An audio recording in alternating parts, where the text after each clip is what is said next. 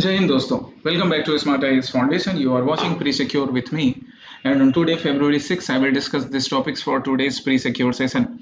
आज के Pre-Secure के सेशन में हम लोग इन टॉपिक्स को डिस्कस करेंगे। जो पहला टॉपिक आज का हमारा एजेंडा है वो है ब्रिक्स से रिलेटेड। यहाँ हम ब्रिक्स नेशन के फॉर्मेशन या फिर उनके डिप्लोमेसी की बात नहीं करेंगे। यहाँ हम ये डिस्कस करेंगे कि किस तरह से ब्रिक्स नेशन इंडस्ट्रियल कॉम्पिटेंसीज को, इंडस्ट्रियल प्रोडक्टिविटी को बढ़ाने के लिए साथ में आ रहे हैं, right. Then second would be युवा सहकार स्कीम। युवा सहकार स्कीम, सहकारिता इट मींस कोऑपरेटिव के सेक्टर में इंप्रूवमेंट लाने के लिए, कोऑपरेटिव के सेक्टर को और बेटर बनाने के लिए युवा सहकार स्कीम है। So that we will discuss. The third would be Namaste scheme. यहाँ नमस्ते किसी को हाथ जोड़कर नमस्ते करने के लिए नहीं, बल्कि यहाँ नमस्ते उनके हाथों को क्लीन रखने के लिए, उनके हाथों के रखवाले के लिए है, जो सैनिटेशन वर्कर्स, जो रैग पिकर्स हमारे आसपास अपना काम करके, जिनको कोई रिकॉग्निशन नहीं मिलता है पर सफाई करने का काम करते हैं, गंदगी समेटने का काम करते हैं। ओके, उनके डिटेल्स होंगे। Fourth would B news broadcasting and digital standards authority. News broadcasting and digital standards authority digital media या न्यूज ब्रॉडकास्टिंग के सैनिटेशन का काम करता है कि न्यूज ब्रॉडकास्टिंग में किसी भी टाइप के कम्युनिटी के अगेंस्ट कोई भी हेट्रेड प्रमोट ना हो, और अगर कोई न्यूज चैनल, कोई डिजिटल न्यूज चैनल ऐसा कुछ कर रहा है तो उस पर लगाम लगाई जा सके। The fourth would be CERT in Indian computer emergency response team. इसको लेकर पहले भी मैंने तुम्हारे साथ डिस्कशन किया है प्री सिक्योर में, आज फिर कुछ नए तरीके से इसको डिस्कस करेंगे और फिर कल वाले प्रैक्टिस क्वेश्चन और आज के लिए नए प्रैक्टिस क्वेश्चन होंगे। So come to the very first topic, the BRICS centre for industrial competencies. Why we are discussing it? Because as per the report on PIB, India joins BRICS Center for Industrial Competencies to support manufacturing and MSMEs. MSMEs and बाकी manufacturing sector के competencies को, उनकी productivity को बढ़ाने के लिए BRICS centre of industrial competency को India ने ज्वाइन किया है। तो इसका एक पर्पस तो हमें समझ में आ गया। अब हम इसके फॉर्मेशन और बाकी चीजों को देखेंगे। पहला स्टेटमेंट क्या, it is a network driven initiative established in partnership with the United Nations Industrial Development Organization UNIDO. देखो ये स्टेटमेंट ना, अगर इस न्यूज क्लिपिंग को भी देखोगे तो यहाँ पे आपको देखो, यहाँ ध्यान दो, यहाँ जहाँ कर्सर है, that on the occasion a trust fund agreement was signed between DPIIT and UNIDO। बिल्कुल यूनिडो के साथ मिलकर भारत सरकार, और यूनिडो और ब्रिक्स ये जो नेशन है इनके साथ मिलकर इस इनिशिएटिव को भारत सरकार ने साइन किया है, या भारत सरकार भी इंडस्ट्रियल कॉम्पिटेंसी बढ़ाने के लिए यूनिडो और BRICS centre of industrial competency के साथ आकर इस इनिशिएटिव को आगे ले जा रही है। सेकंड क्या है, its primary focus is to provide integrated support to manufacturing companies and MSMEs for strengthening industry 4.0 competencies. Industry 4.0 competency जो अपकमिंग टेक को लेकर या फ्यूचर टेक को लेकर है, उसमें कॉम्पिटेंसीज बढ़ाने के लिए, उसमें स्किल्स के साथ साथ प्रोडक्टिविटी इंप्रूव करने के लिए इस इनिशिएटिव का एक मेन पर्पस है, which is correct. Second is also correct. Third, the Quality Council of India has been designated as the lead institutional mechanism for BCIC। यहाँ पर एस्पिरेंट को थोड़ी कंफ्यूजन हो सकती है कि जब हम इंडस्ट्रियल कॉम्पिटेंसी बढ़ा रहे हैं तो जरूर यहाँ पे क्वालिटी काउंसिल ऑफ इंडिया होगा जिसके थ्रू इंडस्ट्रियल कॉम्पिटेंसी इंप्रूव किया जाएगा। एक्चुअली नॉट, यहाँ पे एक दूसरा इंस्टीट्यूशन है, हम उस इंस्टीट्यूशन के बारे में देखेंगे। थर्ड स्टेटमेंट रॉन्ग है, 1 and 2 करेक्ट है, हमें करेक्ट ढूंढना है। आंसर क्या होगा, D, 1 and 2 only. So now look at this BRICS Center for Industrial Competencies। इसके लॉन्च की बात करें तो it has been launched in partnership with UNIDO, ये हमने देख लिया है। एक नेटवर्क ड्रिवन इनिशिएटिव है। नेटवर्क ड्रिवन इनिशिएटिव कहने का मतलब कि यहाँ पे डिफरेंट नेशंस अपने एक्सपर्टाइज शेयर करेंगे। What is the objective? The objective is to develop a one-stop center, one platform where different nations they can have different skill sets, they can have the emerging technologies which are helpful for supporting MSME and other manufacturing sectors। Specially जो industry 4.0 है, 4.0 मतलब upcoming future take, जैसे automation, data exchange, इसमें से कुछ चीजें अभी exist कर रही हैं, बाकी चीजों पर धीरे धीरे काम चलेगा। और इंडिया की तरफ से implementation agency quality council of India नहीं है गाइज, कौन सी है, national productivity council. That is the centre, that is the council from India जो कि इंप्लीमेंट करवाने का काम करेगी। अब आपको ये नेशनल प्रोडक्टिविटी काउंसिल भी पढ़ना है। आ जाइए देखिए यहाँ नेशनल प्रोडक्टिविटी काउंसिल। सबसे पहले यहाँ देखो, नेशनल प्रोडक्टिविटी काउंसिल को 1958 में ही एस्टेब्लिश किया गया था। एक ऑटोनोमस इंस्टीट्यूशन है अंडर द DPIIT, राइट। इसका मिशन है to promote the culture of productivity in India, and इसके प्रेसिडेंट होते हैं commerce and industry minister is the president of NPC. So ये नेशनल प्रोडक्टिविटी काउंसिल कोई नई बॉडी नहीं है, पर अभी हम इसके बारे में फिर से पढ़ रहे हैं। क्यों पढ़ रहे हैं इसके बारे में फिर से? क्योंकि इंडिया ने BRICS centre of industrial competency को ज्वाइन किया है, और हमारी ये नेशनल प्रोडक्टिविटी काउंसिल का भी पर्पस कुछ ऐसा ही है। इंस्टीट्यूशनल मैकेनिज्म की बात करें तो इंडिया की तरफ से एनपीसी है। एनपीसी ब्रिक्स नेशंस के साथ, या ब्रिक्स नेशन की ये जो कमिटी है उसके साथ, यूनिडो के साथ मिलकर पॉलिसी फॉर्मेशन का काम करेगा, कैपेसिटी बिल्डिंग का काम करेगा, और overall manufacturing and MSME sector की प्रोडक्टिविटी को इनहेंस करेगा। That would be the objective. बाकी ब्रिक्स की बात करें तो ब्रिक्स का फॉर्मेशन कुछ इस तरह से हुआ, पहले ब्रिक और फिर बाद में साउथ अफ्रीका के ज्वाइन करने से 2010 से ये ब्रिक्स नेशन के नाम से जाना जाता है। इंटरनेशनल रिलेशंस की क्लासेस में आप ब्रिक्स के बारे में और डिटेल में पढ़ते हो। ये एक ब्रीफ इन्फॉर्मेशन मैंने यहाँ पर मेंशन कर रखा है, आप इसको भी एक बार गो थ्रू कर लो। Now come to the next topic, the Yuva Sahakar scheme. सहकारिता, इट मींस कोऑपरेटिव के सेक्टर में बेहतरी लाने के लिए, इंप्रूवमेंट लाने के लिए, यूथ को कोऑपरेटिव के थ्रू उनके इनोवेटिव आइडियाज को प्रमोट करने के लिए, एंटरप्रेन्योरशिप क्वालिटीज को सपोर्ट करने के लिए ये युवा सहकारिता स्कीम है। That is the purpose. Okay, now come to the question. The scheme is implemented by the NABARD.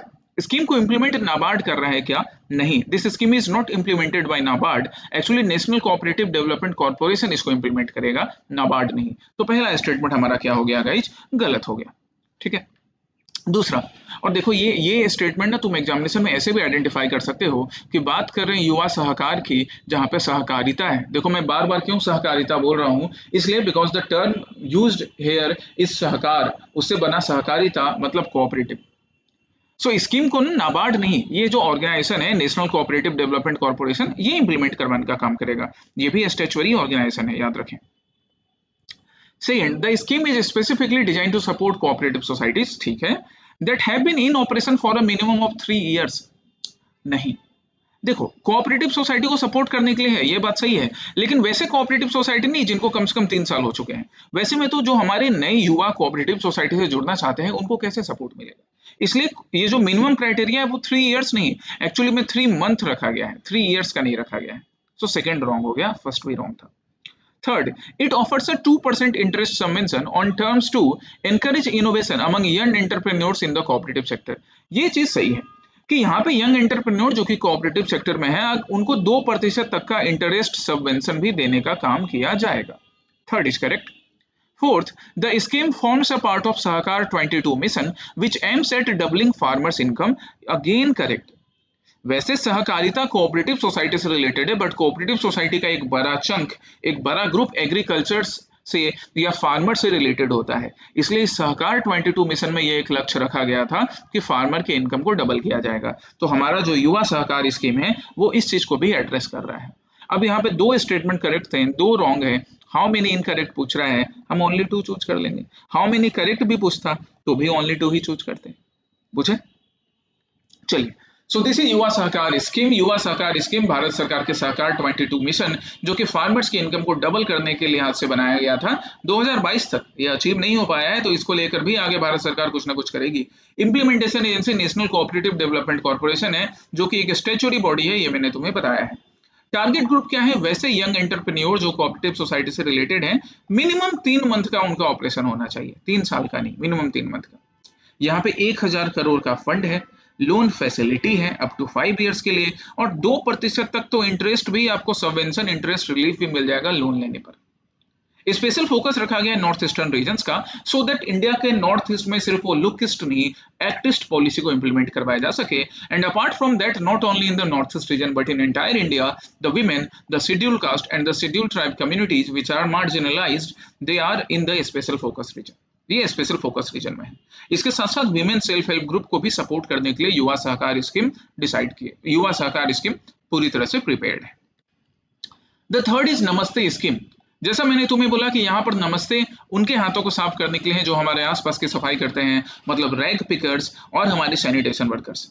तो अभी ये न्यूज में क्यों रहा? Because the schemes aims at eradicating deaths due to hazardous cleaning of sewers and septic tanks. नमस्ते scheme का main purpose ये रहता है कि जो हमारे सैनिटेशन वर्कर्स हैं जो कभी सीवर्स की सफाई कर रहे हैं या सेप्टिक टैंक्स की सफाई कर रहे हैं, कई बार मिथेन गैस या बाकी गैसेस के रिलीज की वजह से उनकी डेथ हो चुकी है, ऐसा ना हो, उनकी जान नहीं जाए, ये नमस्ते स्कीम का मेन पर्पस था। अब उसमें साथ ही साथ रैग पिकर्स को या वेस्ट पिकर्स को भी इंक्लूड किया जा रहा है। ठीक है, चलिए, और जरा इस न्यूज क्लिपिंग के ध्यान दीजिए, 84.5% of 1.52 lakh waste pickers profiled so far come from SC, ST and OBC community. तो ये चीज भी दिखा कि जो ओवरऑल हमारे जो पूरे इंडिया में हमारे जो रैग पिकर्स हैं या वेस्ट पिकर्स हैं, उसमें 84.5% population SC, ST and OBC community से आती है। ये आप अपने मेंस के आंसर के लिए भी यूज कर सकते हो, सोशल जस्टिस के आंसर। अब पहला स्टेटमेंट क्या है? It is a central sector scheme jointly launched by the ministry of social justice and empowerment and the ministry of housing and urban affairs. Yes, correct. इन दोनों मिनिस्ट्री के साथ मिलकर ये सेंट्रल सेक्टर स्कीम को launch किया गया था। द स्कीम, ये सारी चीजें देखो आपको याद रखनी पड़ेंगी कि कौन सा सेंट्रल सेक्टर स्कीम है, कौन सा सेंट्रल स्पॉन्सर्ड। थोड़ा यहाँ पे ये ट्रिक ये अप्लाई कर सकते हो कि अच्छा रैग पिकर्स को या सैनिटेशन वर्कर्स को टारगेट कर रहे हैं तो स्टेट्स की रिस्पॉन्सिबिलिटी तो बनती है, बट सेंटर क्या करता है, यूनिफॉर्मिटी लाने के लिए ऐसे स्कीम्स में अपने तरीके से इनिशिएटिव ले सकता है, क्योंकि यहाँ पे कोई भी स्टेट ऑब्जेक्ट नहीं करेगा। That's why such kind of schemes are mainly central sector scheme. Second, the scheme has been expanded to include waste pickers alongside sewer and septic tank workers. Yes, शुरू में पहले sewer and septic tank workers को include किया गया था, अब waste picker या rag pickers को भी include किया गया है। Third, the primary goal of the initiative is to achieve zero fatalities in sanitation work. जैसा मैंने बोला कि मैकेनाइजेशन का हेल्प लेकर फॉर्मल रिकॉग्नाइज करके जीरो डेथ को अचीव करना नमस्ते स्कीम का मेन ऑब्जेक्टिव है। 1, 2 and 3 all are correct. The answer is C here. Okay, that is the purpose of sanitation, that is the purpose of नमस्ते scheme. यही इस नमस्ते स्कीम का पर्पस है। अब जो की फाइंडिंग निकला जरा आप इसको देख लीजिए। टोटल 1.52 लाख वर्कर्स को प्रोफाइल किया गया, मतलब उनके प्रोफाइल अभी तक कलेक्ट किए जा चुके हैं, जिसमें 84.5% SC, ST and OBC community से देखें, एससी कम्युनिटी से 60.3%, मतलब जो हाईएस्ट रेट रहा हमारे रैग पिकर्स कम्युनिटी के बीच में या वेस्ट पिकर कम्युनिटीज के बीच में वो एससी पॉपुलेशन का है। जनरल कैटेगरी 10.7% है। हालांकि ये चीज भी देखा कि जनरल कैटेगरी में जो स्प्लिट है मेल और फीमेल का वो लगभग बराबर है, 48.7% वीमेन है एंड 51.3% मेन है, मतलब ऑलमोस्ट सिमिलर स्प्लिट है जनरल कैटेगरी में रैग पिकर्स का या फिर हमारे बाकी वेस्ट पिकर्स का। कुछ स्टेट्स हैं जहां पे एक यूनिक ट्रेंड ये देखने को मिला, जैसे दिल्ली, गोवा, यहाँ पर ये देखने को मिला कि जनरल कैटेगरी के वेस्ट पिकर्स ज्यादा थे। वेस्ट बंगाल में हाईएस्ट जनरल कैटेगरी के वेस्ट पिकर्स हैं, 42.4%, है ना, ये वेस्ट बंगाल का आंकड़ा है। दिल्ली और गोवा में भी। ओवरऑल इंडिया की बात करेंगे तो जनरल कैटेगरी से 10.7% ही वेस्ट पिकर्स मिले। ठीक है, चलिए और अब यहाँ पे हम कुछ डेफिनेशंस देखते हैं। जैसे ये जो स्कीम है नमस्ते स्कीम, ये क्या कर रही है? The scheme recently expanded to include waste pickers alongside sewer septic tank workers. पहले सिर्फ हमारे सैनिटेशन वर्कर्स जो कि सीवर सेप्टिक टैंक की सफाई करते थे उनको इंक्लूड किया गया था नमस्ते स्कीम में, अब वेस्ट पिकर्स को भी इंक्लूड किया गया है। राइट, सीवर वर्कर स्टेटस की बात करें तो 89,000 हैव बीन न्यूमरेटेड सो फार, जिसमें 95.8% मेन है। तो ये चीज यहाँ देखो, कंपेयर करो, वेस्ट पिकर्स में मेन और विमेन का कंपैरिजन लगभग सेम रहता है, स्पेशली जेंडर स्प्लिट जो देखा गया, सॉरी ये जेंडर स्प्लिट था, जनरल कैटेगरी नहीं, बस जेंडर स्प्लिट था। ठीक है, और यहाँ पर हम जब सैनिटेशन वर्कर्स में देखते हैं जो सेप्टिक टैंक्स की सफाई कर रहे हैं, वहां पर मेन ज्यादा इन्वॉल्व है। ठीक है, ये चीज को ध्यान रखिएगा। यहाँ ये देखिएगा कि ये ना सिर्फ जेंडर कैटेगरी के लिए नहीं, जनरल कैटेगरी के लिए नहीं, ओवरऑल जेंडर स्प्लिट है ना, मैं बार बार फिर से रिपीट कर दे रहा हूँ। ओके, अब सिग्निफिकेंस क्या है इस फाइंडिंग का? सिग्निफिकेंस है कास्ट ऑक्यूपेशन सेंसस, कि जरूरी है अभी भी कि सोशल जस्टिस इन कम्युनिटीज को दिलवाई जाए जिस कम्युनिटी से रिलेटेड अभी भी लोग रैग पिकिंग या वेस्ट पिकिंग का काम या फिर साफ सफाई के काम में अभी भी मजबूरन इन्वॉल्व है। साथ ही साथ अर्बन लोकल बॉडीज को और स्ट्रेंथन करने का, ताकि उनके लिए अल्टरनेटिव जॉब अपॉर्चुनिटीज क्रिएट हो सके, सेफ्टी एंड डिग्निटी भी उनके इंश्योर की जा सके, and policy shift is necessary. Policy shift कैसा? मैनुअल स्कैवेंजिंग वैसे तो इलीगल है, बट फिर भी कहीं ना कहीं देखने को मिलता है। आप अपने घर के आसपास भी देखोगे अभी भी कई लोग हाथ से ही झाड़ू लेकर या फावड़ा कुदाल लेकर नाली को साफ करने का काम करते हैं। दैट इज रॉन्ग, उसकी जगह मैकेनाइज्ड वे होने चाहिए थे। यहाँ पे अर्बन लोकल बॉडीज का रोल बड़ा इंपॉर्टेंट हो जाता है। ठीक है, The fourth topic is News Broadcasting and Digital Standards Authority (NBDSA). NBDSA क्या बोल रहा है? That in 3 years, nearly 60% orders by TV and digital news regulator cite communal code breach। और बात भी सही है, हमारे ये जो टीवी और बाकी जो डिजिटल न्यूज प्लेटफॉर्म्स होते हैं, ये किसी ना किसी कम्युनिटी को, कभी किसी रिलीजियस कम्युनिटी को, कभी किसी लिंग्विस्टिक कम्युनिटी को, कभी किसी कास्ट कम्युनिटी को हमेशा टारगेट करते ही रहते हैं। 60% ऐसे केसेस आ चुके हैं। सो इसमें कोई चौंकने वाली बात नहीं है, लेकिन ये कंसर्निंग बात है। पहला स्टेटमेंट क्या? It is a statutory body established under the Prasar Bharati act to regulate public and private news broadcasters. Actually statutory body नहीं है गाइस, राइट, ये स्टैट्यूटरी बॉडी नहीं है। हम जिस बॉडी की बात कर रहे हैं, this is not a statutory body, rather ये बॉडी को स्टेब्लिश किया गया एक सेल्फ रेगुलेटरी इंडिपेंडेंट बॉडी के रूप में।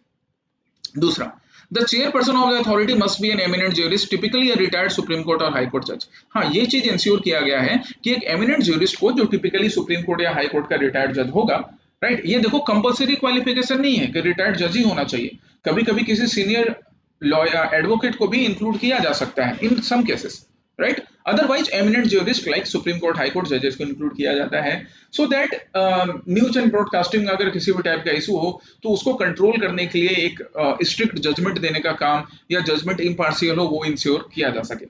Third, the authority is funded through the consolidated fund of India. अरे क्यों कंसोलिडेटेड फंड से देंगे? ना स्टैच्यूरी बॉडी है, ना किसी इसको कॉन्स्टिट्यूशनल मेजर से एस्टेब्लिश किया गया है, तो कंसोलिडेटेड फंड से थोड़ी फंड करेंगे। Third is wrong. Fourth, it operates a single-tier redressal mechanism where all complaints are directly filed with the authority without involving the broadcaster. यहाँ कॉमन सेंस लगाइए, बिना ब्रॉडकास्टर को इन्वॉल्व किए क्या आपको लगता है कि न्यूज पे कंट्रोल हो सकेगा ऐसे कम्युनल न्यूज पर, ऐसे डिविसिव न्यूज पर? बिल्कुल नहीं। इसलिए सिंगल ट्रायल रिड्रेसल मैकेनिज्म नहीं है, ब्रॉडकास्टर को इंक्लूड करना ही पड़ता है। How many are correct? Only one was correct. Answer क्या होगा? Only one. चलिए, so news and broadcasting digital standards authority एक सेल्फ रेगुलेटरी इंडिपेंडेंट बॉडी है जिसकी फंडिंग भी इसके मेंबर्स करते हैं। मतलब जो प्राइवेट ब्रॉडकास्टर्स है ना, अलग अलग एजेंसीज होगी, मान लो जैसे हम जी की बात कर रहे हैं, बाकी मीडिया है, तो वो एजेंसीज ही यहाँ पे फंडिंग करने का काम करती है। चेयरपर्सन किसी एमिनेंट जर्नलिस्ट को बनाया जाता है। मेंबर्स इसके होते हैं news editors from different member organisations, individuals who have expertise in law, education, literature, public administration, right. Members are nominated by a majority of NBDA boards, nomination भी होता है, तो ये सारी चीजें की जाती हैं मेंबर्स के इंक्लूजन के लिए। एक्शन की बात करें तो it can take action in suo motu mode as well. Suo motu action भी ले सकता है खुद से कि पर्टिकुलर कोई न्यूज बॉडी या पर्टिकुलर कोई digital media, digital news body, अगर वो किसी भी टाइप का हेट कंटेंट स्प्रेड कर रही है तो सुओ मोटो एक्शन भी लेने के राइट्स इसके पास हैं। और अगर कंप्लेन आया तो भी उस कंप्लेन को भी रिजॉल्व किया जा सकता है। दो लेवल पर, सबसे पहले ब्रॉडकास्टर वाला लेवल है और लेवल 2 वाला लेवल एनबीडीएसए का है। सो पहले ब्रॉडकास्टर लेवल पर, सेकंड एनबीडीएसए लेवल पर, अथॉरिटी लेवल पर। पिछले 3 सालों में रिकॉर्ड आया कि 60% कम्युनल कोड ब्रीच हुए हैं। So this is really concerning that the news media platforms in India, they are actually willingly or unwillingly flaming the communal flair in India. Okay. The fifth last but not the least topic is related to CERT-in. क्यों CERT-in? क्योंकि यहाँ पर फिर से एक warning I that CERT-in warns Mac OS and Chrome users of security risk. कि Mac usually में Windows users जो होते हैं, जो माइक्रोसॉफ्ट के प्लेटफॉर्म्स, माइक्रोसॉफ्ट के सर्विसेज यूज करते हैं, उनका सिक्योरिटी कंसर्न तो हमेशा से रहता है। एंड्रॉयड यूजर्स का रहता है, व्हाट्सएप कॉम्प्रोमाइज हो जाता है, फोन कॉम्प्रोमाइज होता है, जीमेल कॉम्प्रोमाइज हो जाता है। बट CERT-in ने बोला कि भैया जो मैक ओएस वाले हैं ना, उनको भी सावधान रहने की जरूरत है। इवन एप्पल में भी कई टाइप के सिक्योरिटी फ्लॉज हैं, that's why security breach possible है। ओके, अब हम यहाँ वो सिक्योरिटी ब्रीचेज की बात नहीं करेंगे क्योंकि उसको लेकर कोई क्लियर इन्फॉर्मेशन नहीं है हमारे पास।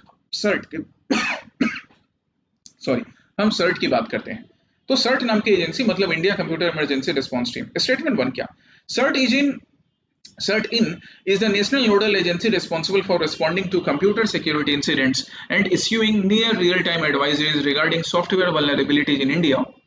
एकदम सही है। सॉफ्टवेयर से रिलेटेड, कंप्यूटर से रिलेटेड किसी भी टाइप के सिक्योरिटी ब्रीच को या प्रोबेबल सिक्योरिटी ब्रीच को रियल टाइम एडवाइजरी देने का काम करना, सिक्योरिटी इंश्योर करने का काम, ये रिस्पॉन्सिबिलिटी किसकी है? CERT-in की। It was establish as a statutory body. वैसे तो स्टैट्यूटरी बॉडी है, ये मैंने पहले भी बताया है पहले प्रीवियस सिक्योर के सेशन में, under the provisions of disaster management act. देखो, डिजास्टर मैनेजमेंट एक्ट में बनाने की जरूरत नहीं थी, इसके लिए हम आईटी एक्ट यूज कर सकते हैं। कर सकते हैं कि नहीं कर सकते हैं? क्योंकि मेनली आईटी से ही तो रिलेटेड है, इसलिए स्टेटमेंट 2 रॉन्ग हो गया। हमें ढूंढना क्या है? 1 is correct and 2 is wrong, मतलब सी है ना। यहाँ कॉमन सेंस हमने लगाया कि भैया डिजास्टर एक्ट के थ्रू क्यों बनाया जाएगा, इसको हम आईटी एक्ट के थ्रू बनाएंगे क्योंकि मेनली आईटी से रिलेटेड काम है। बुझे कि नहीं बुझे? Under the ministry of electronics and information technology. So incident report करना, अलर्ट एंड फोरकास्ट, जैसे अभी ये अलर्ट ही था ना, ये क्या है? अलर्ट है, राइट। कई बार आपके पास भी मैसेज में आता होगा साइबर स्वच्छता केंद्र स्टैब्लिश करना, जहां पर आप जाके अपने किसी मोबाइल को चेक करवा सकते हो कि अच्छा इसमें कोई बॉटनेट, कोई मालवेयर तो नहीं है, राइट। ये सारा मेन काम CERT का होता है। साइबर स्वच्छता केंद्र, कभी किसी साइबर स्वच्छता केंद्र विजिट करने का मौका मिले तो आप कर सकते हो। You can also look for cyber स्वच्छता केंद्र ओवर इंटरनेट। हालांकि इंटरनेट पे उनकी ऑथेंटिसिटी खुद ही कॉम्प्रोमाइज हो रखी होती है। बाकी national cyber coordination centre, cyber crisis management plan, ये सारी चीजें भी सर्ट इन की रिस्पॉन्सिबिलिटी के अंदर आते हैं। अब हम प्रैक्टिस क्वेश्चन पर आते हैं। तो कल पहला प्रैक्टिस क्वेश्चन मैंने लिया था carbon capture and utilisation technique को लेकर। ये फाइनेंस मिनिस्टर के स्पीच में भी प्रेजेंट था। देखते हैं क्या है carbon capture and utilisation technique. देखो इसको ने मैं डीसीए के सेशन में डिटेल में और डिस्कस करूंगा। आज पहले मैं तुम्हें समझना सिखाता हूँ कि एमसीक्यू में अगर ऐसा है और आपको पहले से आइडिया नहीं है तो आप कैसे कर सकते हो। इस वर्ड को देखोगे तो आपको यहाँ पर क्या दिख रहा है कि हम कार्बन को कैप्चर करेंगे। मतलब जो एक्सेस कार्बन एटमॉस्फेयर में प्रेजेंट है, वो चाहे पॉल्यूशन की वजह से हो, फॉसिल फ्यूल बर्न करने की वजह से हो, उसको हम कैप्चर कर लेंगे ताकि ग्रीन हाउस गैस इंपैक्ट ज्यादा ना हो। और फिर हम उसको यूटिलाइज भी करेंगे कि भैया हम उसका पॉजिटिव यूज कर रहे हैं, क्योंकि कैप्चर करके अपने पेट में थोड़ी निगल लेंगे, राइट। सो पहला स्टेटमेंट क्या, it is a process by which CO2 from industrial installations और natural source is separated before it is released into the atmosphere, then transported to a long term storage location. Yes, it is a process. ये भी एक process होता है कि atmosphere में release होने से पहले ही हम उसको कैप्चर कर लें और फिर एक स्टोरेज लोकेशन में ट्रांसफर कर दें। Yes, it is correct. दूसरा, it involves 3 different techniques of capturing carbon including post combustion, pre combustion and oxyfuel combustion. 3 different stages में यहाँ पर कार्बन कैप्चर करने का काम किया जाता है। अब ये 3 डिफरेंट स्टेजेस क्या हैं, ये मैं आपके साथ डीसीए लाइव के सेशन में इस वीक डिस्कस करूंगा डिटेल में। ये दोनों स्टेटमेंट अभी के लिए करेक्ट हैं, both 1 and 2 are correct, A answer होगा हमारा। दूसरा प्रैक्टिस क्वेश्चन था माउंट एकोनगुआ के लेकर। क्या था यहाँ पे question, mount Aconcagua is the highest peak in South America and the tallest mountain outside Asia. Yes, it is correct. ये साउथ अमेरिका में हाईएस्ट पीक है और एशिया के बाहर सबसे टॉलेस्ट माउंटेन है, mount Aconcagua. As lower than the Everest, Mount Aconcagua has comparatively a higher success rate. वैसे Everest से छोटा ही है, राइट, लेकिन फिर भी सक्सेस रेट यहाँ पे हायर नहीं है। क्यों? क्योंकि हाइट भले छोटी है पर इसके जो समिट्स हैं ना वो काफी टफ टेरेन से होकर गुजरते हैं। That's why success rate is lower not higher. हमेशा हाइट छोटी होने की वजह से सक्सेस रेट हायर हो ये जरूरी नहीं होती है। Third, acclimatization is important for high peak summits as air pressure and oxygen level drop significantly at higher altitudes. ये देखो ये एक सिंपल सा प्रोसेस है। ये ना जो समिट्स पे जाते हैं उन लोगों के लिए भी जरूरी होता है, हमारे आर्म फोर्सेस के सोल्जर के लिए भी जरूरी होता है। जब मान लो वो लद्दाख या कश्मीरी वैली में जाके सर्व कर रहे हैं तो हाई पीक समिट पे सिंस वहाँ पे एयर प्रेशर एंड ऑक्सीजन का लेवल कम रहता है, उस केस में हमारे बॉडी को प्रिपेयर होने के लिए एक्लिमेटाइजेशन करवाया जाता है so that we become prepared as per that environment. Otherwise जैसे आज हम यहाँ गुवाहाटी में बैठे हुए हैं तो यहाँ पर ना ऑक्सीजन ज्यादा इजिली अवेलेबल है एज कम्पेयर टू लद्दाख। इसी को एक्लिमेटाइजेशन बोलते हैं। 1 एंड 3 आर करेक्ट, हमें करेक्ट ढूंढना था, आंसर क्या होगा, सी। अब ये रहे आपके आज के प्रैक्टिस क्वेश्चन। ये यूपीएससी के प्रीवियस ईयर क्वेश्चन से लिया गया है रान्यो अशोकन के ऊपर। तो रान्यो अशोकन में किंग अशोक की बात हो रही है, कैसे बात हो रही है, यहाँ पे 4 आपको बताए गए हैं कि कंगनहली, सांची, शहबाजगढ़ी एंड सोहगुरा, इन 4 जगहों में से कहां पर अशोक का एक स्टोन पोर्ट्रेट था, अशोक का स्टोन पोर्ट्रेट, जिसको रान्यो अशोकन के नाम से, इंस्क्रिप्शन के नाम से रेफर किया गया है। तो बड़ा अच्छा क्वेश्चन है, आंसर तो एक शब्द में मिल जाएगा, लेकिन आपको क्या करना है, रान्यो अशोकन और अशोक का स्टोन पोर्ट्रेट कहां पर है इसको देखना है। साथ ही साथ इन तीनों लोकेशंस के बारे में भी थोड़ा पढ़ लीजिए कि इन तीनों में अशोक से रिलेटेड कुछ है या नहीं है, ठीक है। ऐसे करके प्रीवियस ईयर क्वेश्चन हमें करते जाना है, यूपीएससी के लिए भी और एपीएससी में भी ये काम आएगा, बाकी एग्जामिनेशंस में भी। दूसरा प्रैक्टिस क्वेश्चन अगेन यूपीएससी के ये प्रीवियस ईयर क्वेश्चन से है, जहां पर हम जब हमारा जो एंशियंट टाइम पीरियड चल रहा था वहां पे हम साउथ ईस्ट एशिया के साथ हमने कैसे ट्रेड लिंक्स बनाए थे, specially by using the maritime power, उसके ऊपर ये क्वेश्चन यूपीएससी ने पूछा था। एक बड़ा अच्छा क्वेश्चन है जो कि कॉन्सेप्चुअल बेस्ड है। तो ये दोनों आपके आज के प्रैक्टिस क्वेश्चंस हो गए। इस वीक के प्री सिक्योर का सेशन अब कंप्लीट हो चुका है। तो अब आपके लिए टास्क क्या है कि आप आज वाला ये सेशन देख लो, फिर मंडे टू फ्राइडे का आपका जो प्री सिक्योर का सेशन है इसको एक बार फिर रिवाइज कर लो। ऐसे आपका ना रेगुलर रिवीजन चलता रहेगा। जनवरी के प्री सिक्योर का कंपाइलेशन स्मार्ट आईएएस फाउंडेशन के ऐप पर अपलोड किया जा चुका है, आप वहां से उसको डाउनलोड करके रिवाइज कर सकते हो, right. So take care, study well, Jai Hind. We will meet on next week Monday. Jai Hind.